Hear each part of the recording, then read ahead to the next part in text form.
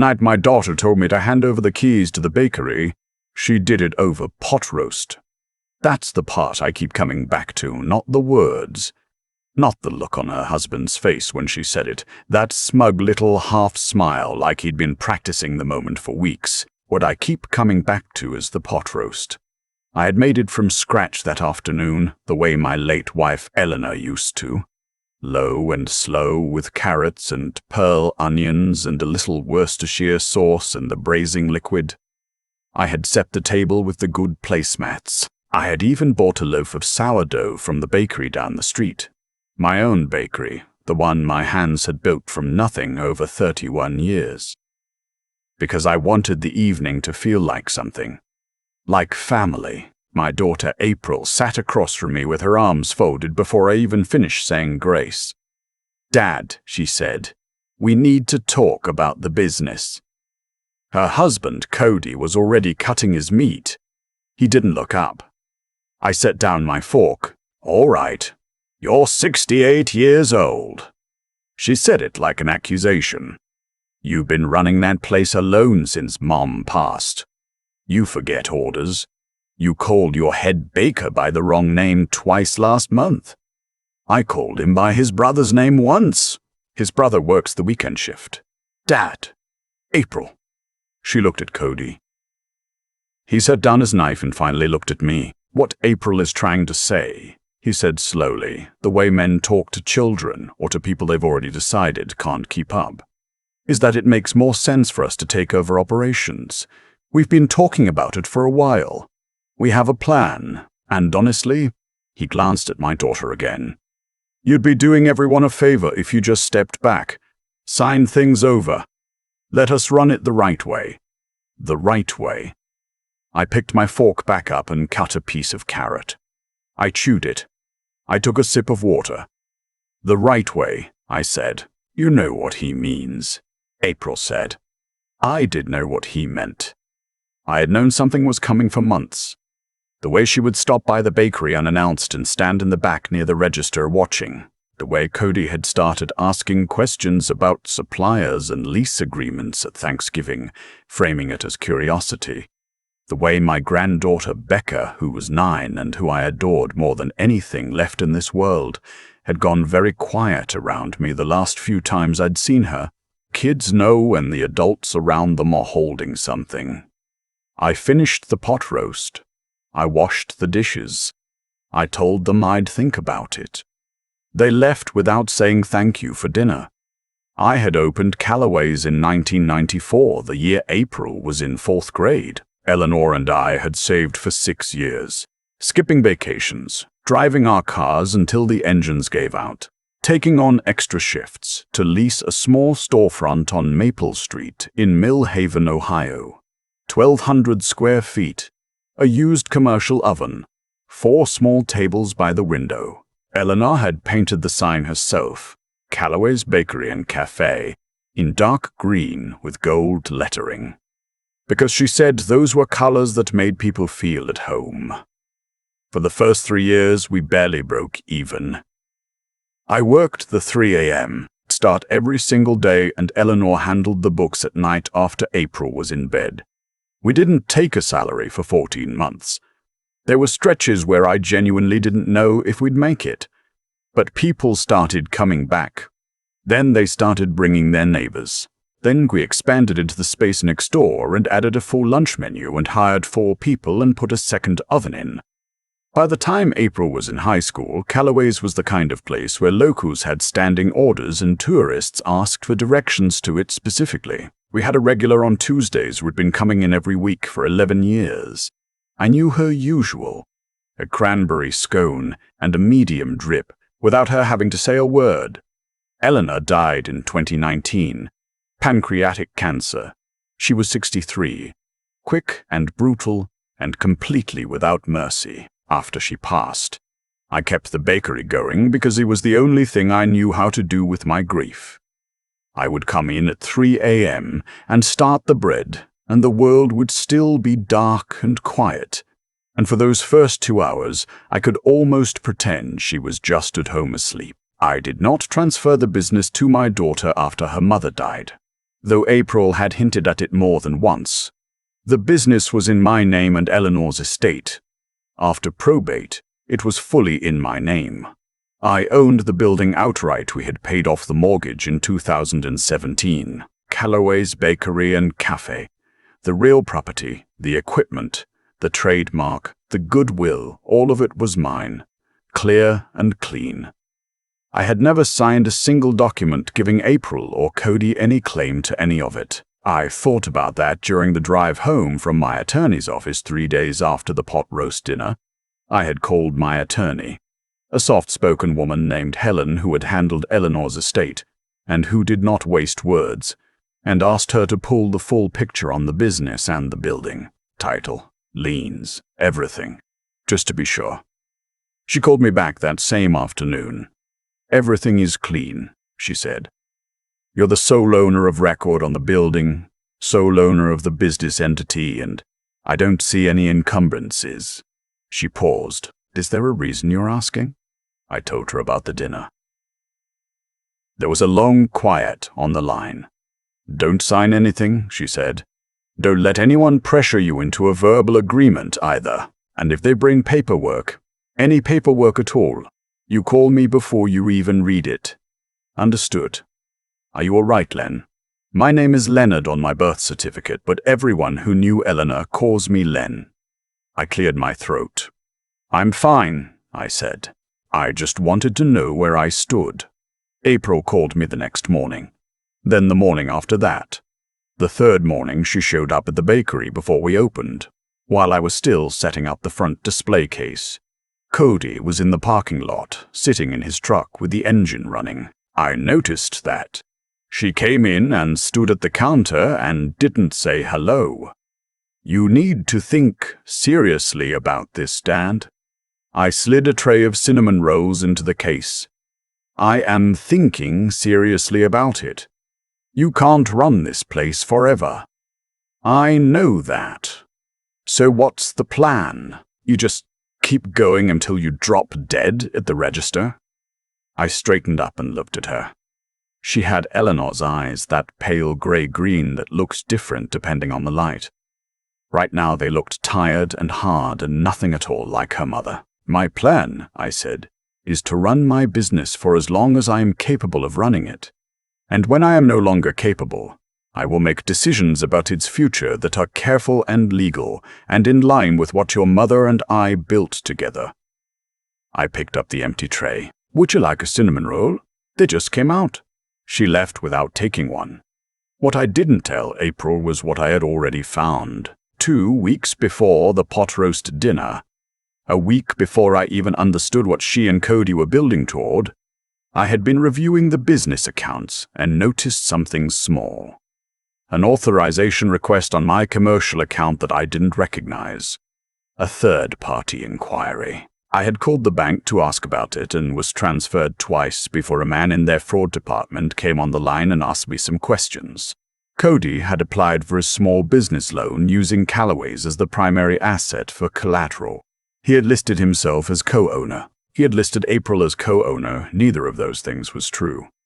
I sat very still after I hung up with the bank. I sat at my desk in the back office where Eleanor's handwriting was still on the wall calendar from March of 2019. Little notes to herself about supplier orders and an appointment she never made it to. And I thought about what I was going to do. I did not call April. I did not call Cody. I called Helen. She had me come in the next day, and by the end of that meeting she had filed a formal fraud alert with the bank, documented the unauthorized use of business assets in a loan application, and started drafting a cease and desist. She also connected me to a contact at the county recorder's office to make sure no deed or title changes had been attempted without my knowledge. None had.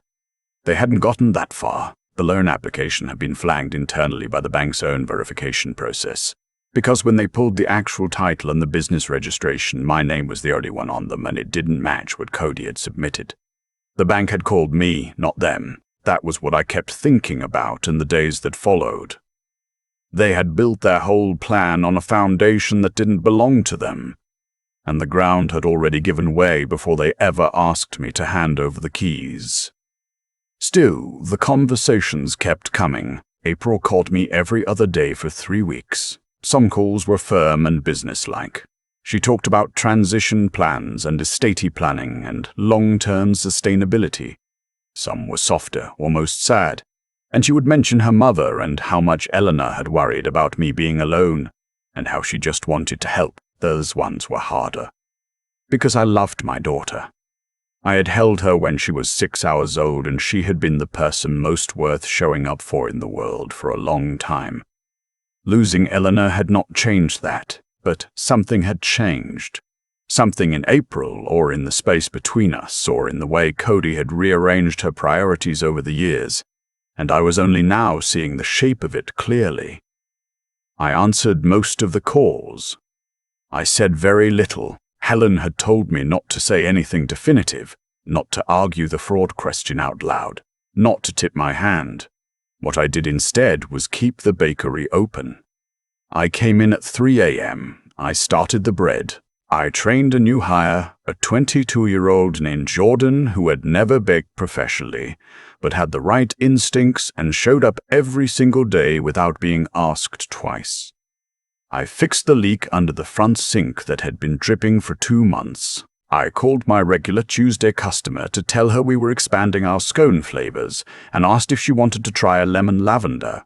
She said she'd been waiting for that for years.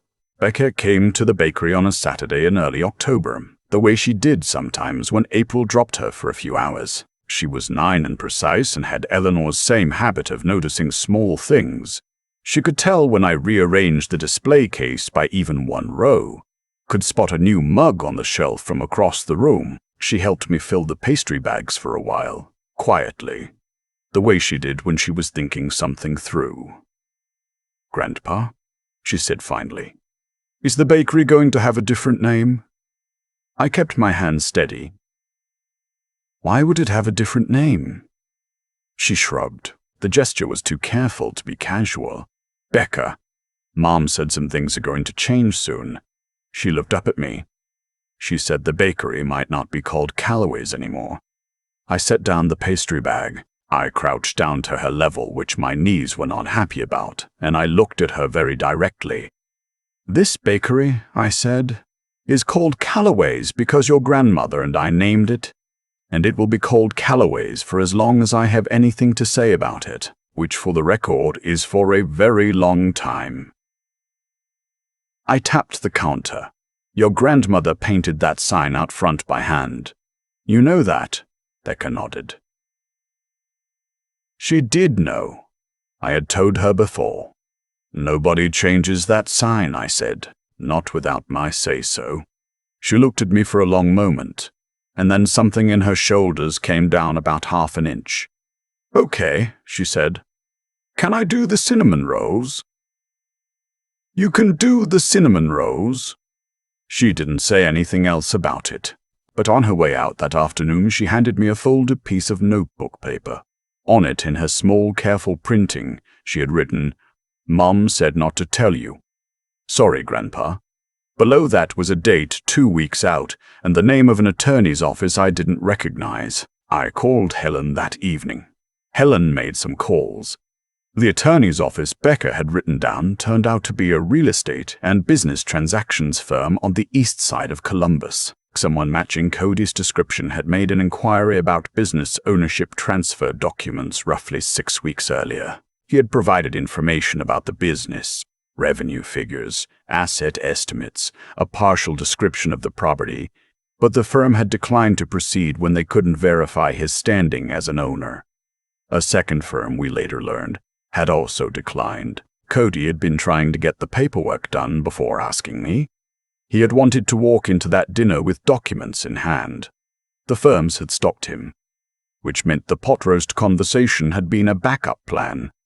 Helen filed the additional documentation with the county. She also provided the bank's fraud department with the information about the attorney inquiries.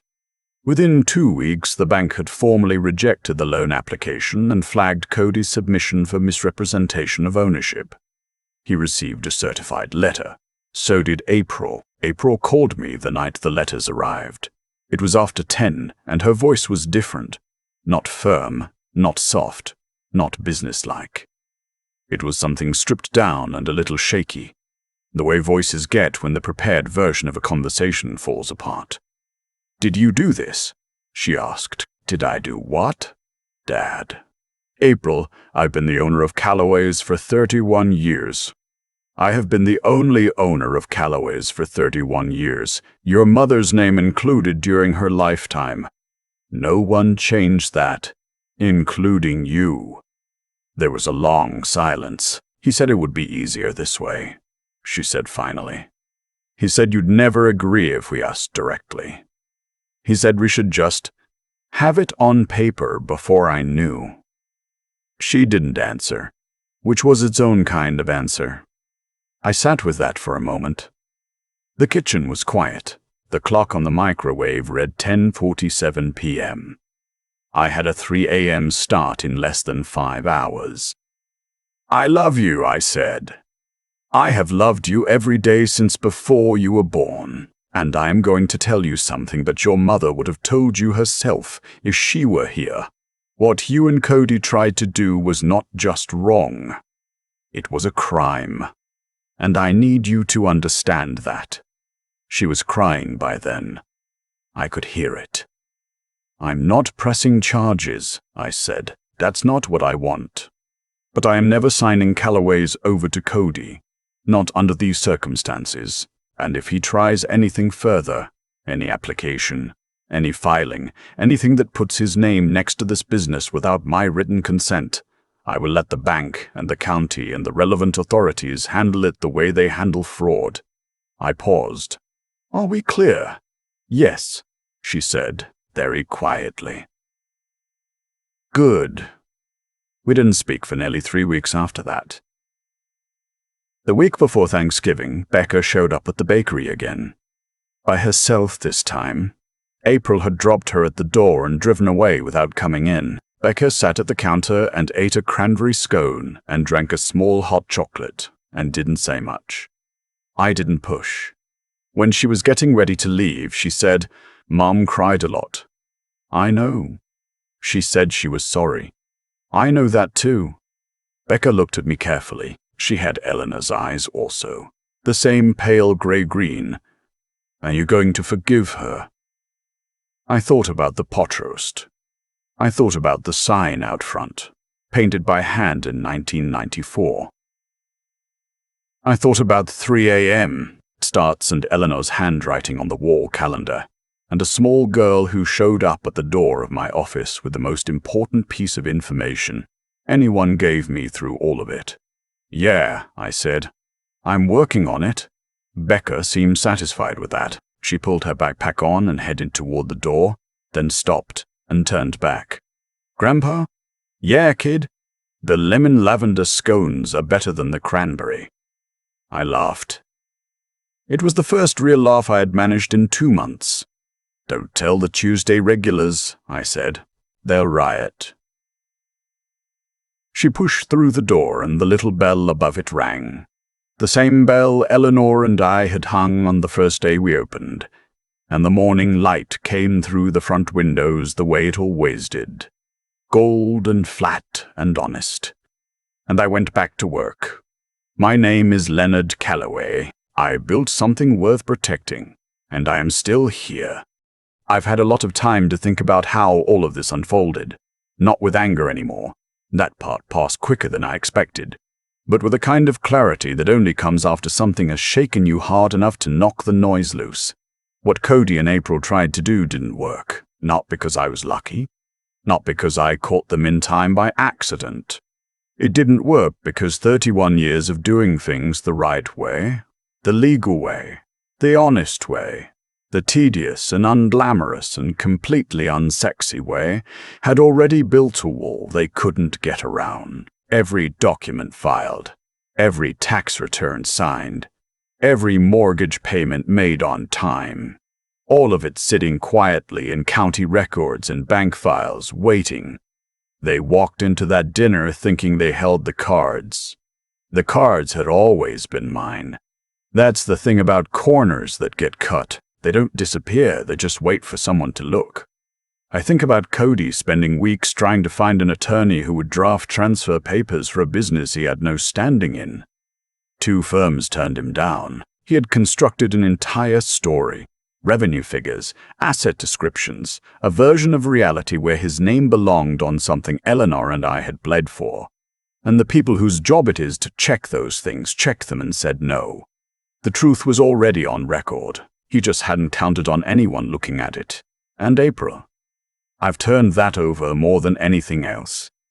She's my daughter. She sat at my table and ate food I cooked with my own hands, and then asked me to surrender what her mother and I spent a lifetime building. I don't think she's a bad person.